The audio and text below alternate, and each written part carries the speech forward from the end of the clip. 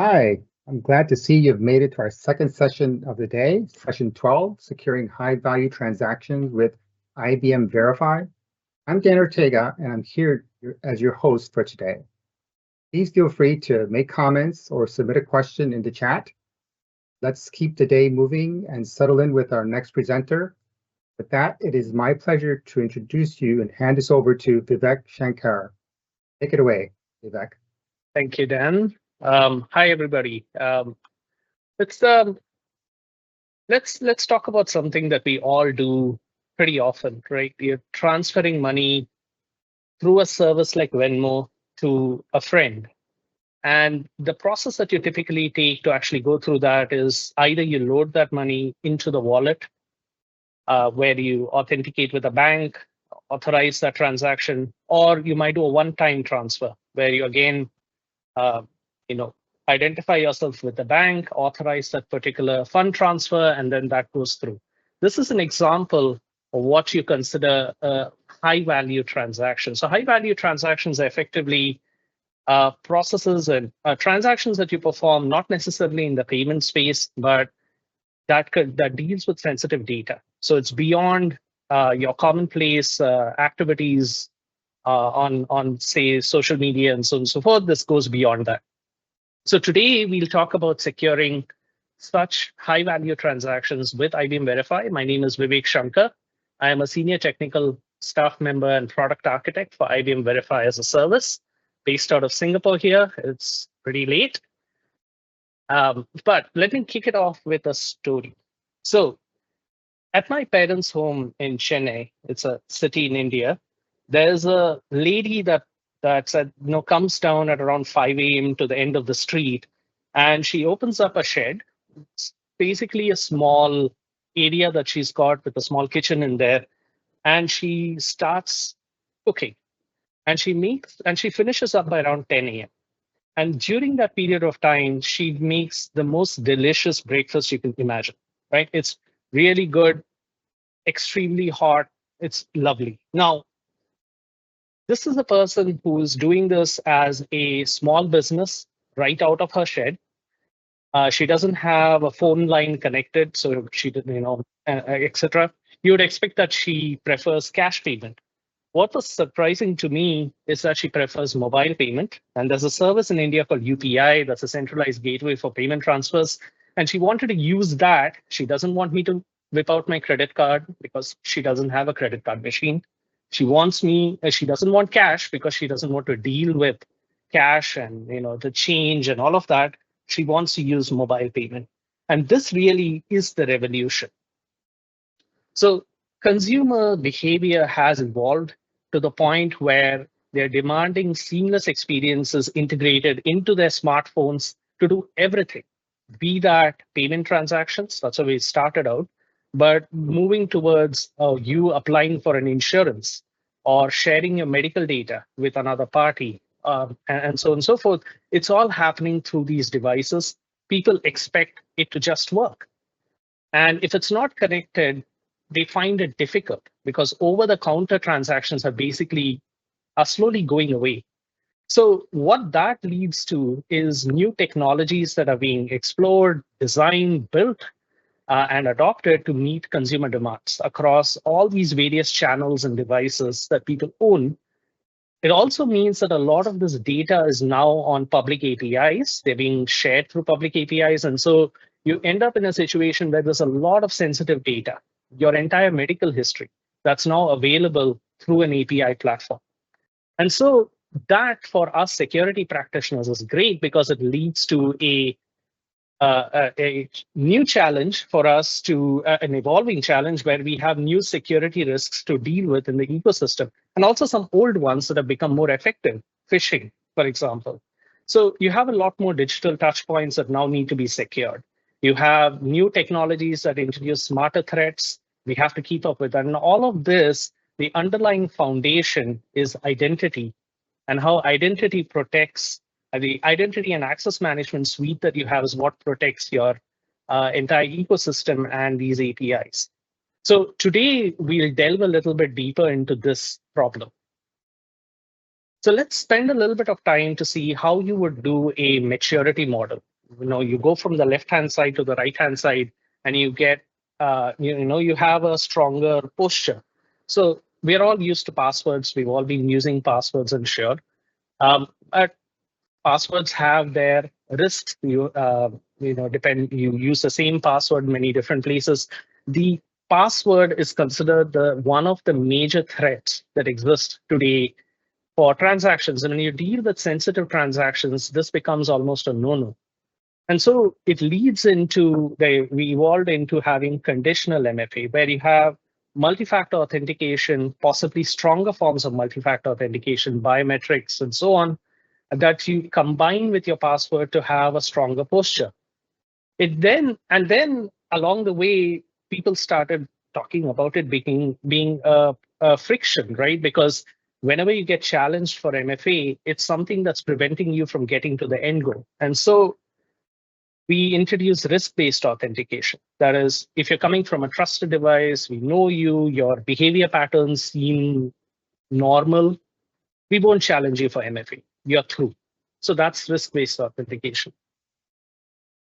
Now, we're still dealing with passwords. And so the next thing that you would look at from a maturity journey is how do you ensure and lead your consumers away from using compromised passwords. So you need to have some form of a compromised password database, some form of intelligence that detects that this password is compromised. And so go through the process of, or it's a commonplace password, and you lead them through an experience to change that password. And that's where you bring in password intelligence. We then, as we went along, the industry practitioners started looking at, can we do better? And that's where passkeys or FIDO2 came along. And what we have now is possibly the first time that we have a phishing resistant and convenient way of authenticating to the system. And I'll be showing that in a bit. So syncable passkeys is where your passkey isn't just in your YubiKey device or whatever it might be. It's actually rooted in your iCloud keychain. It's with Google and so on. So it travels between all of your devices, so you don't actually have to go register each device separately. And then the most secure of all of this, which you would want to use for very sensitive transactions, is an enforcement towards device-bound passkeys, and that's where you talk about hardware security keys like YubiKeys and so on and so forth.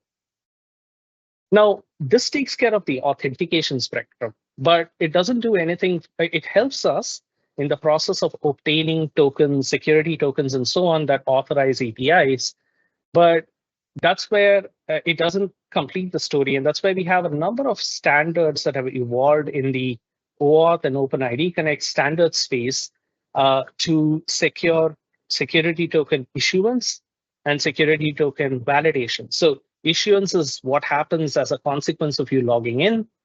Validation is what happens when the application to whom you've given the token is actually going and calling into APIs. Now, if you were to do it the way, a commonplace method of doing that would use a weak, a normal method that uses something like client IDs and secrets, which are no different from usernames and passwords. But as you move towards the right, you have a number of new standards that have come along that actually harden this entire process of generating a token and validating the token. Now, that process becomes even more important, and in high assurance use cases like open finance, and that's where you have regulatory bodies that have come together, and what you have are security profiles like the financial grade APIs that sort of bring all of these together. It's a confluence of all the best practices that come together, and that's where you'll see some of that very shortly.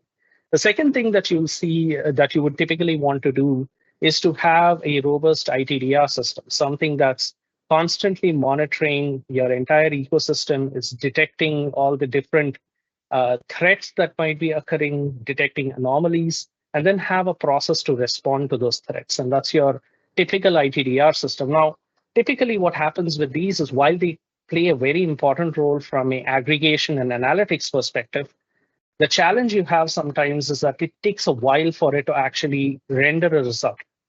And so your exposure is that much longer. And that's where there's a new emerging trend towards real-time identity threat response. So we'll see an example of how the standards have evolved in this direction as well. So all in all, how do you secure high-value transactions? So if you saw the previous slides and what I said, you might already have guessed all of this. You need to have strong phishing-resistant authentication options. But it's not enough just to say, hey, user, you've got a stronger form of authentication.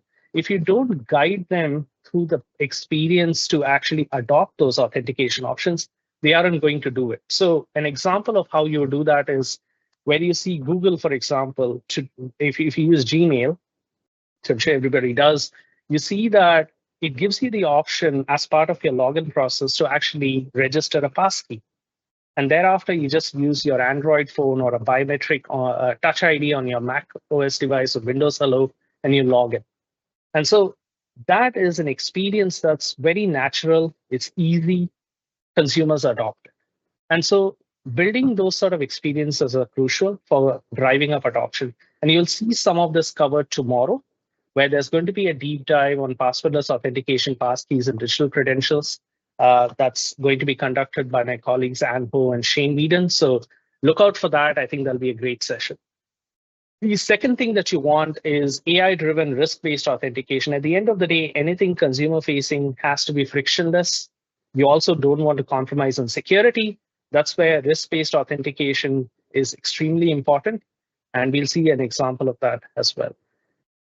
Given the amount of sensitive data that's out there, you also need a robust data privacy policy system where you can author data privacy policies and also record user consents to ensure that users have actually authorized that particular, to share that particular data or conduct that particular transaction.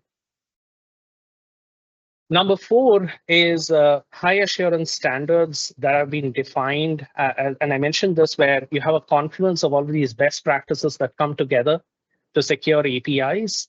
And this is where you have the financial grade APIs, you have consumer data rights in Australia, and so on and so forth. So these are, again, extremely important and generally good practice to adopt them, even if you're not in that particular industry, because they're really bringing together good practices. And lastly, there's an emerging trend to respond to threats by building an ecosystem where you can exchange security events very quickly and act on them in near real time. Now, you can't do that in all cases. It doesn't mean that your CMs are not relevant anymore or your posture management systems are not relevant anymore. They are, but they do best with aggregation. They're doing a lot more than straightforward actions that need to be taken based on a perceived threat. And sometimes it's better to take that action early rather than do it later. So this sort of buys these systems more time as well. So let me quickly introduce IBM Verify because I'm sure we have a mixed bag in terms of the audience. IBM Verify is IBM's identity and access management suite of products. I lead the SaaS product, and it provides everything from the directory, single sign-on, multi-factor authentication, risk-based authentication, passwordless, and so on. And all the demos you'll be seeing today is based on that product.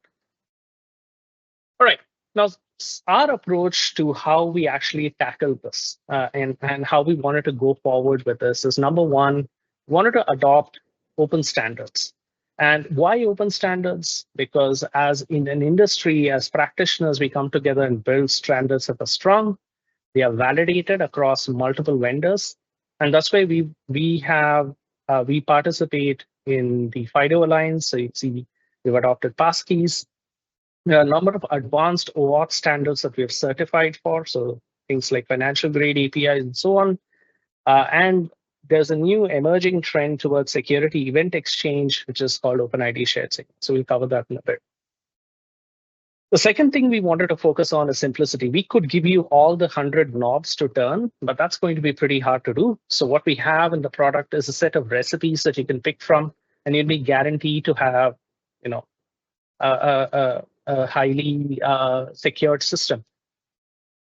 We have certified with a number of security profiles, and that was something that we felt was important because it isn't enough for me to say that we have a great product. It's also important that others, there's a set of benchmarks against which it is compared. We provided an end-to-end experience. So we didn't want to have customers go out there and buy a number of different products to put it all together into one big solution. So all of this comes packaged together.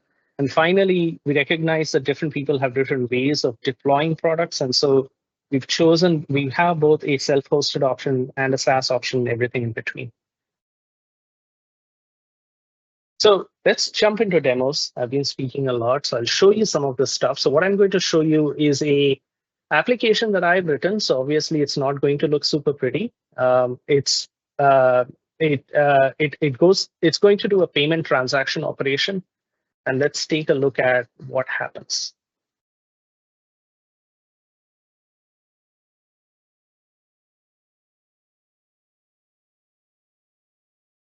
Right. Out of the way. Okay. So I'm running a Node.js application locally over here.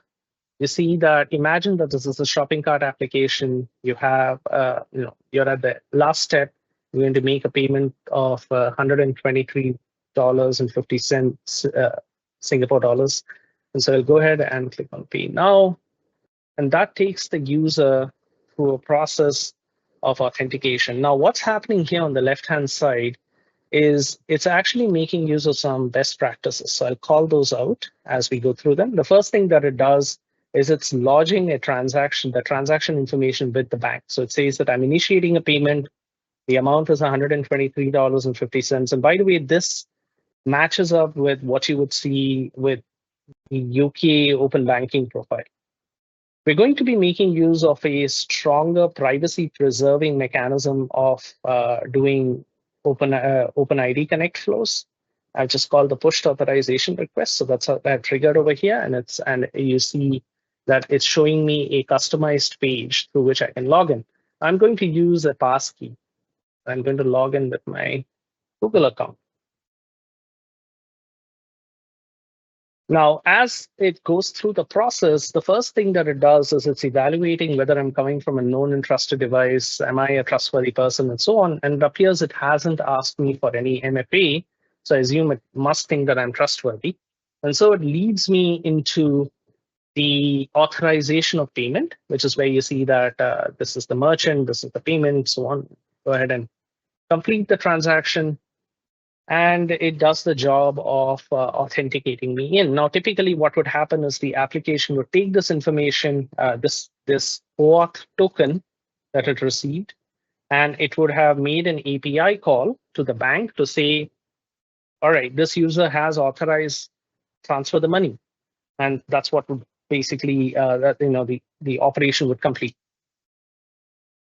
Let me show you another example where this user is not going to use a passkey. Let's see what happens there. So I'll log the user out completely. So again, doing the same thing of initiating the payment, and it brings me to this screen. I'm going to go ahead and log in with a insecure password. The password happens to be 1PAT SSW0RD for anybody who's interested. And so I have configured this capability in Verify to check for passwords that are known to have been phished or are common and so on. And it's based off of and I'll show you how it's actually done. It's based off of a few different databases. And I'm going to go ahead and, so it takes the user through this experience where the user goes ahead and changes the password. By the way, this experience was validated with a customer who reported to us that around over approximately 200,000 odd customers actually did modified their password through this process. And so they actually without a single help desk call. So they didn't find it something that was disruptive. They were able to just go ahead and complete the flow. So I'm just going to go ahead and log in with the password that I just supplied. And it goes through that risk-based authentication evaluation, risk-based policy evaluation, and at the end of which it's saying, okay, no, you appear to be risky. You might be coming from this device for the first time. It's asking me to complete second factor authentication. There were a few different options over there. There were the options of sending a push notification to my IBM Verify app and using a biometric login. I chose to use FIDO. Again, you see the authorization page, which says that, okay, can this user transfer, can this app, this app is requesting for so much money, etc. Can we complete the transaction? The user goes ahead and completes that flow. Now, with that, what you've seen here is, again, it's pretty similar in terms of a consumer-facing experience. It doesn't actually add anything in terms of complexity, but under the hood, it's using a number of best practice standards. And when we switch to the administrative view, I'll take you through that. But the first of them, which is extremely important, is what happens if somebody were to copy this token from the log, or let's say you're building a React-based application, what are called single-page applications. All of your API calls are happening from the front end. So effectively, your tokens are fully visible to anybody who wants it. Now, in this scenario, what would happen? So in this particular scenario, if you just have a normal OR token, that can result in a compromise. And that's a big problem. And so one of the standards that we support in Verify is the notion of a mechanism through which an application can prove that it owns or it's supposed to possess that particular token, or what is called proof of possession or sender constraint token. So they're used interchangeably. And the characteristic of that in this particular case is I'm actually using a client certificate as part of the process of obtaining the token.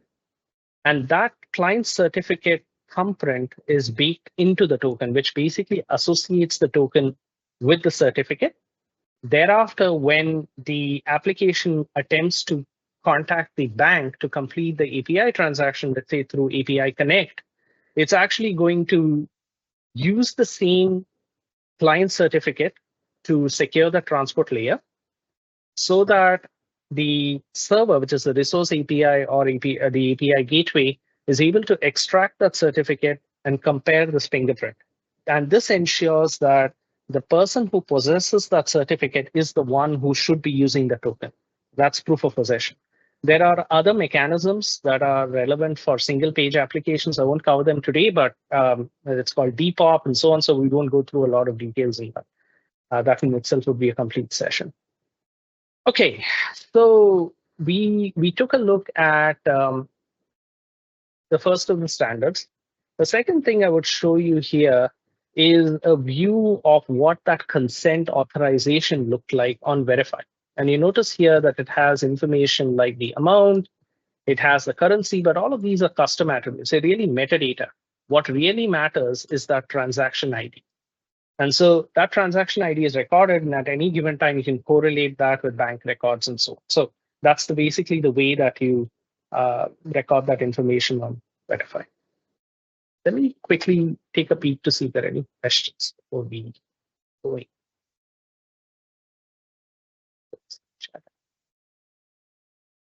All right.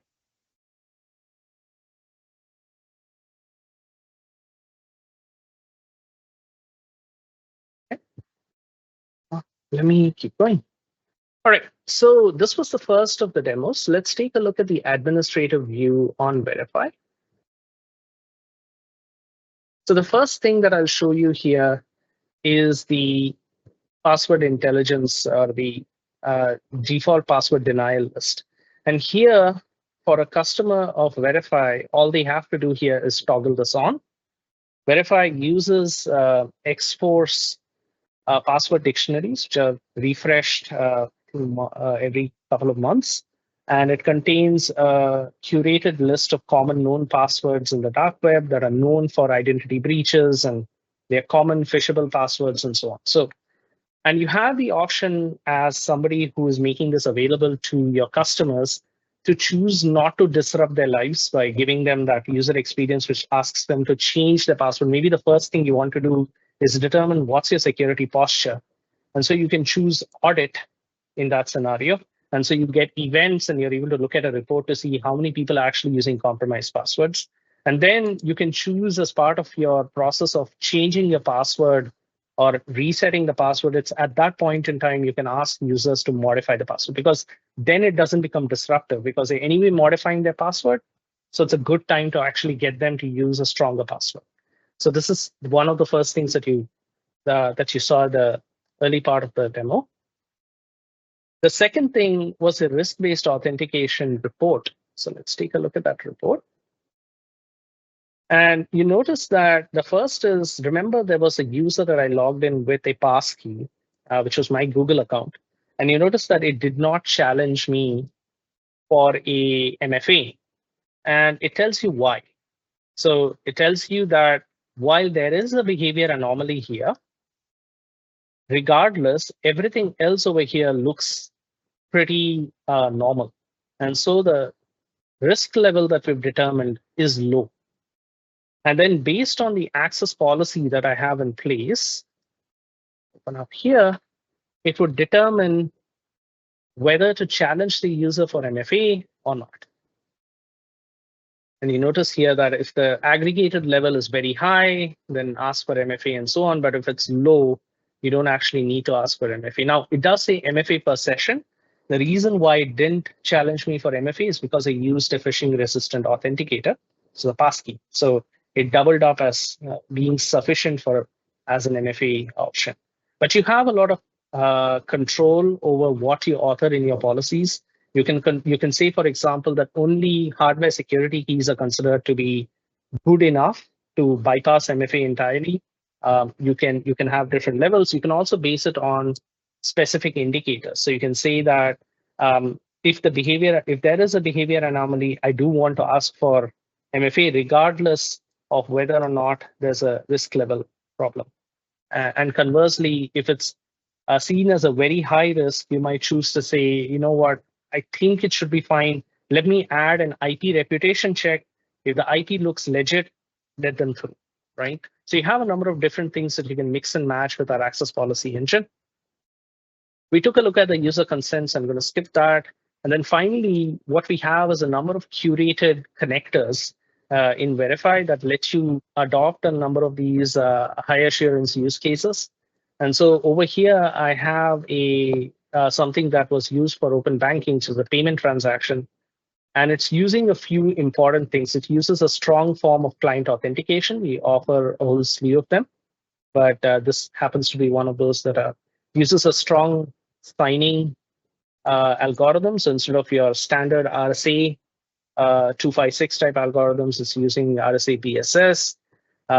It requires the use of PAR. This is a privacy preserving standard that's available as part of the OAuth standards and so on. So you can see that there are a number of things that you can control here, including the format of the token that you actually receive. So it could very well be a JSON web token, for example. One last bit that I'll just touch on this screen is the proof of possession settings, which is super important as the world moves towards single page applications and where tokens are being exposed, right? Everybody sees tokens. And that's where certificate bound tokens or depop tokens are extremely important. So that's part of this segment. Now, I'm not doing a deep dive into these concepts because that would take another hour. So I'll move on to the next topic.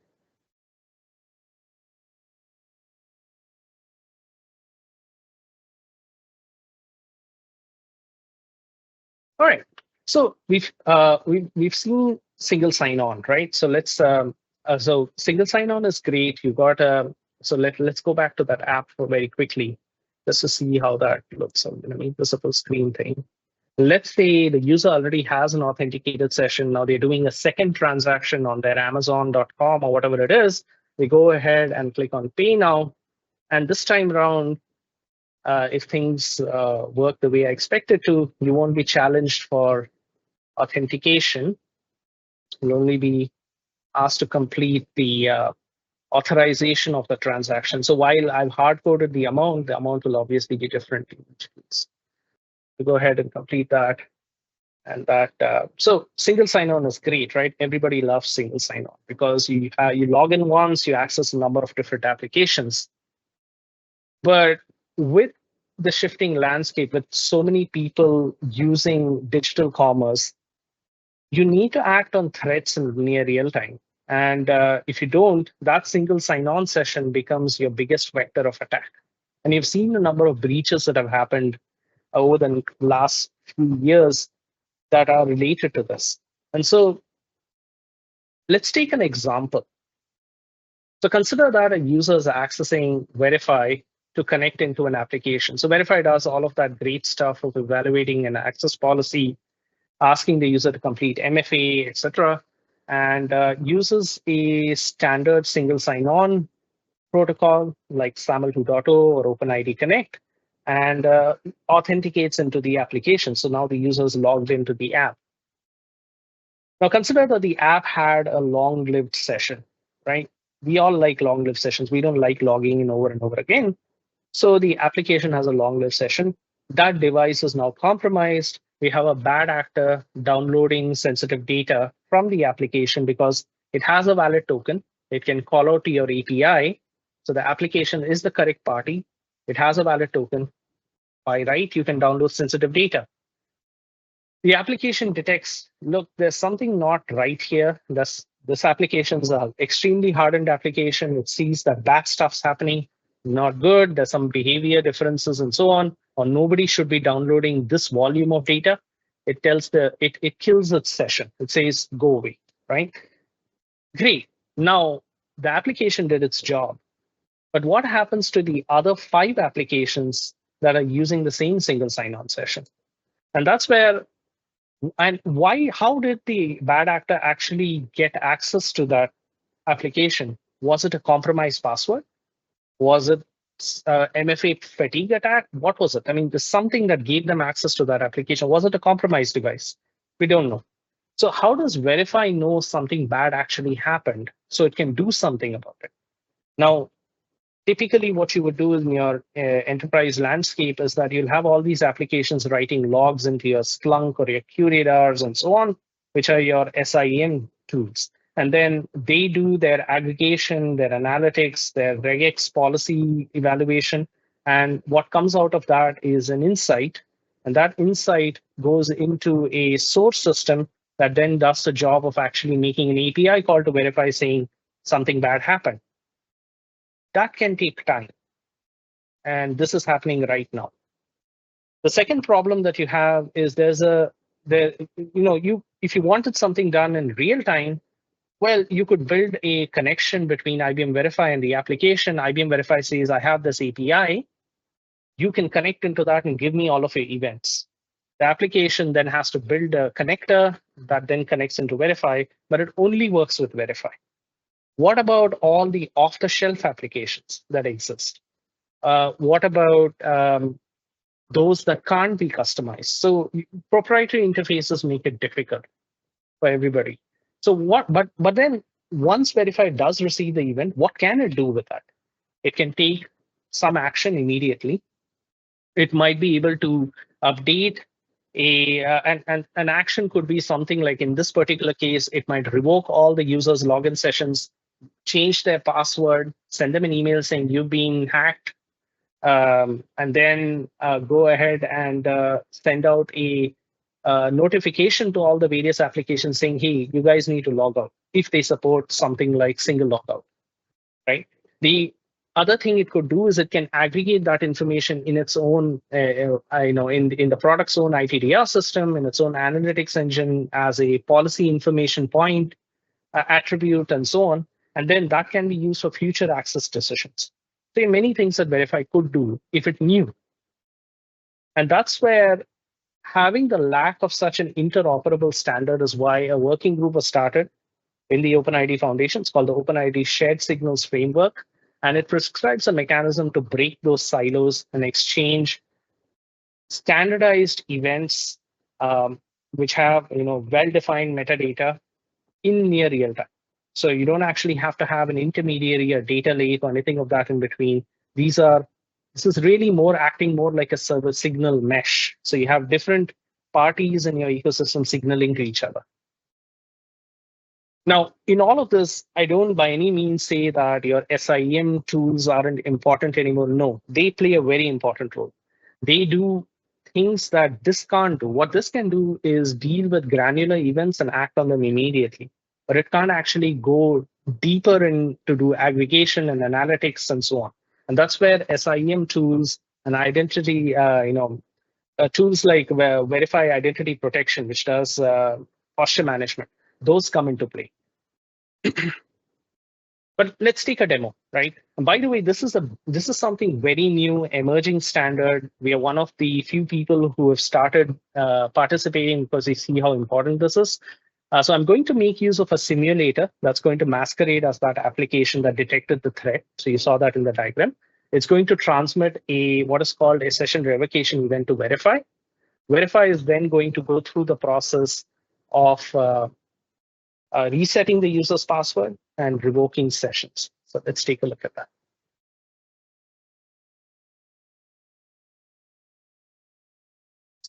Yeah, so I have a session. Let's verify that we still have a single sign-on session. Go ahead and that off.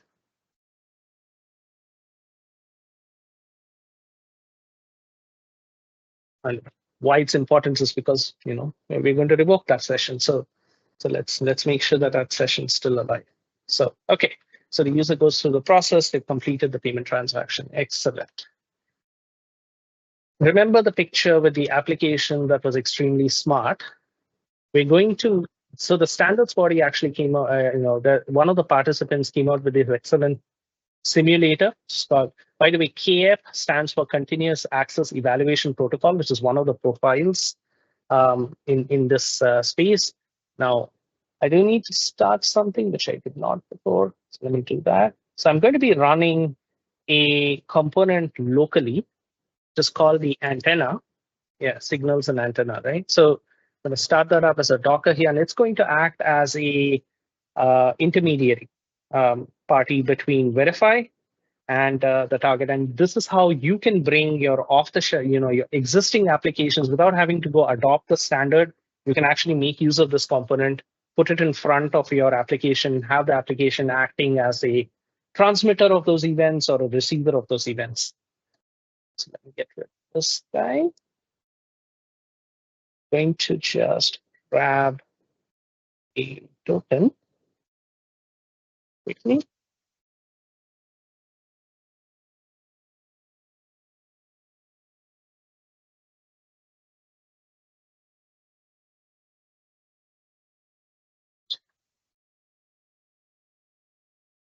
Okay, grab a token.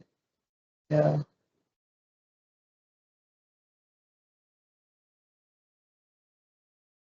Put down here, go ahead and click submit.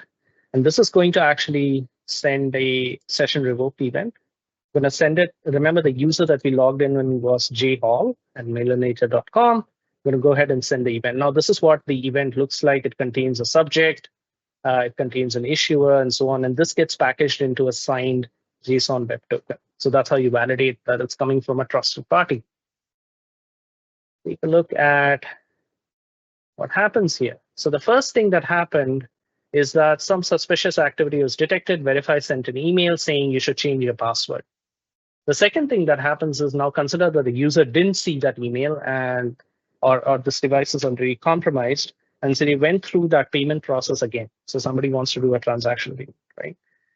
And now as part of that process, notice that they've been asked to log in again. Now, if you have a strong password, thank you, password intelligence, or using passkeys with risk-based authentication, you now have something that is hardened. But all of this is only possible if that event were received in near real time. And you notice how quickly the interop happened. The CAPE transmitter is not sitting on my computer. It's a SaaS service somewhere, right? So that gives you sort of a preview of what this capability is all about. There are a number of different use cases, both on the identity governance space and on the access management space where this is relevant. But in summary, so this is what's extremely important for protecting high assurance transactions is or high value transactions is a strong authentication mechanism, preferably something that's phishing resistant like passkeys. But you have to build that user experience to drive up adoption. IBM, by the way, is doing that. It's promoting that within employees. You need to have a robust risk-based authentication mechanism that detects anomalies, looks at, does an advanced form of device fingerprinting, verify, or natively integrates with IBM Trustia, which is another Verify product, another IBM product, and that gives us these advanced capabilities, including malware detection and so on.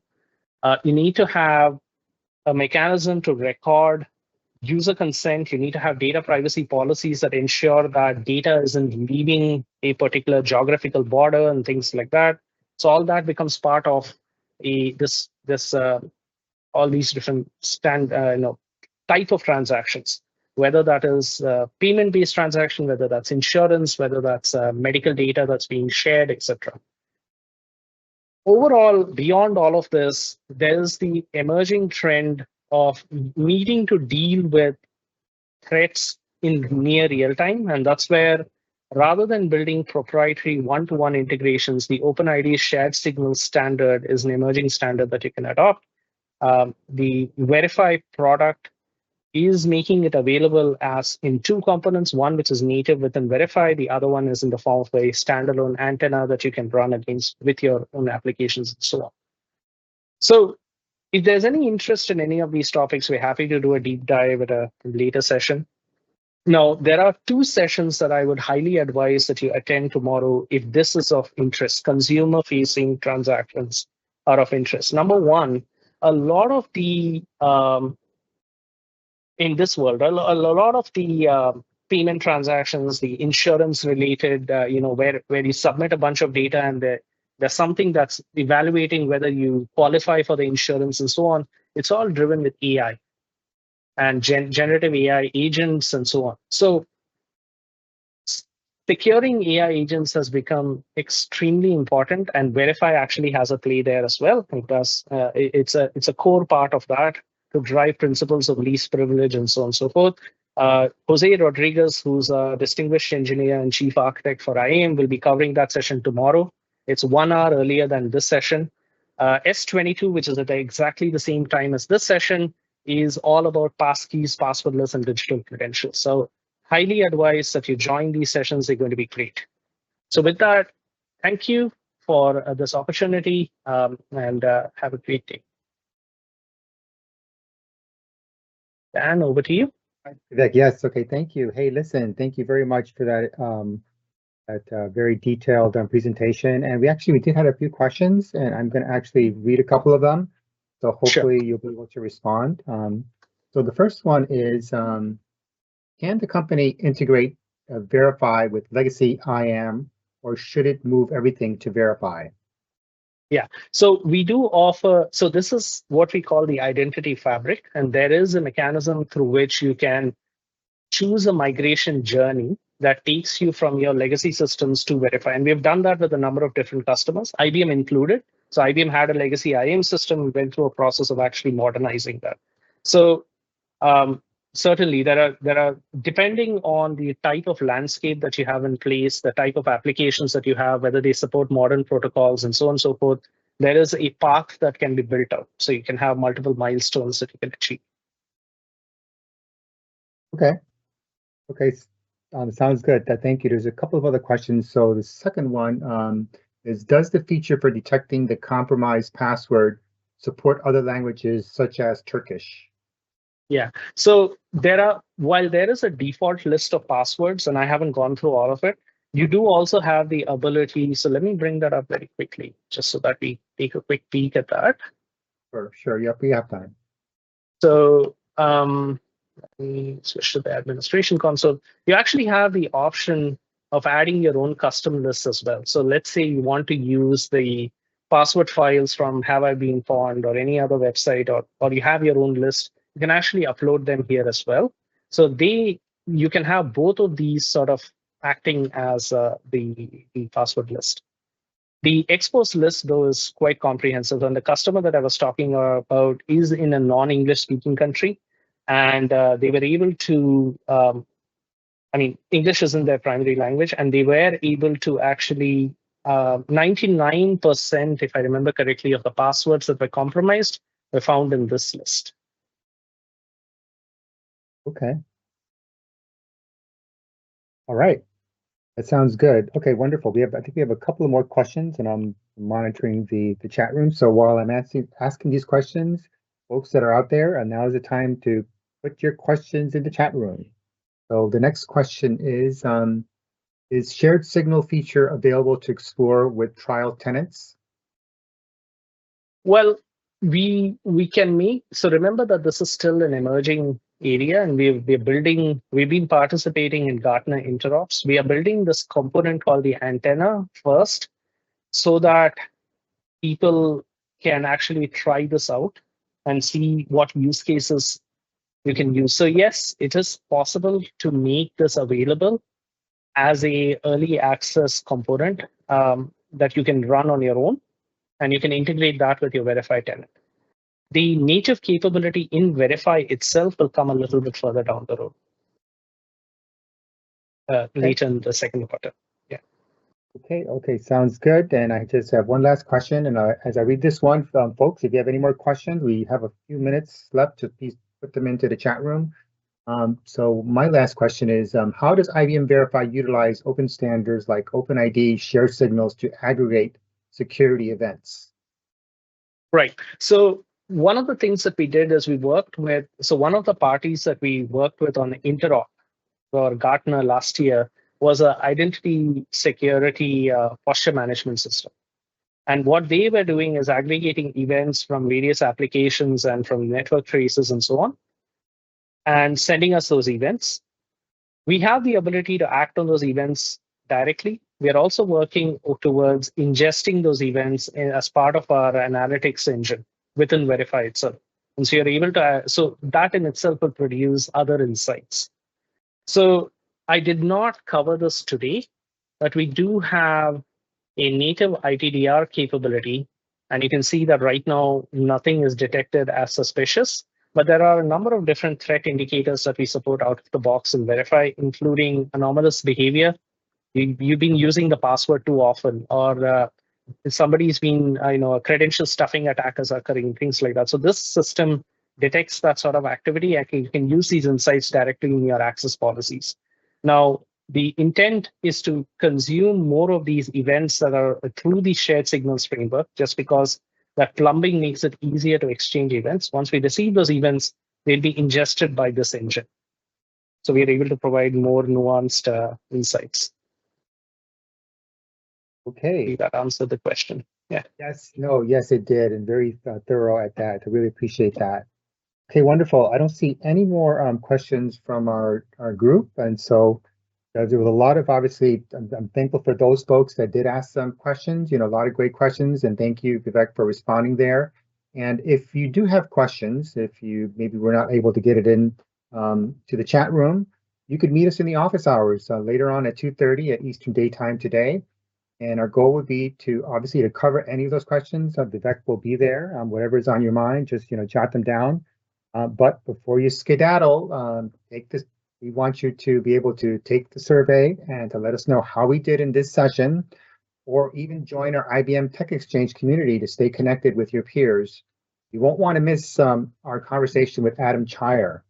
Click on Insights from Adam's session as you refresh your coffee or grab some lunch. Today, we're actually going to hear about Adam's experience inventing and co-founding the original AI assistant Siri. Pretty exciting, if you ask me. We'll see you in a bit. Thank you very much.